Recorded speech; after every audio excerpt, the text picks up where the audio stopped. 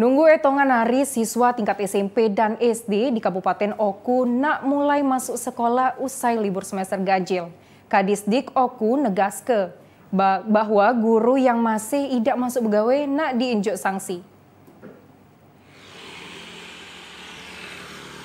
Kepala Dinas Pendidikan Kabupaten Oku Topan Indra Fauzi negaske nak ngenjuk sanksi apabila ada guru yang masih tidak masuk pegawai usai libur semester ganjil tahun ajaran 2023-2024. Topan ngato ke pihaknya nak negur guru yang nak manjang ke liburnya dengan ngenjuk surat peringatan siko pada guru, baik guru honorer maupun ASN.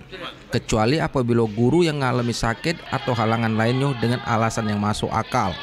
Untuk siswa tingkat SMP dan SD di Oku mulai masuk sekolah pada hari Senin, tanggal 8 Januari tahun 2024. SMP dan SD mulai libur usai pembagian rapor semester sikok tahun ajaran 2023-2024. Dalam hal ini melewati batas libur, minimal ada sanksi kayak.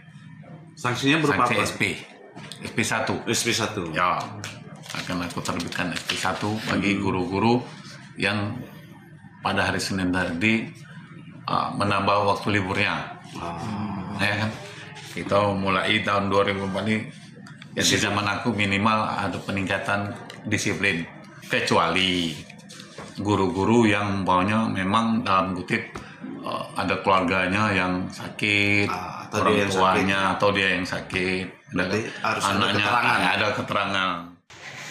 Retno Wirawijaya, TVRI Sumatera Selatan ngelapor dari Ogan Komering Ulu.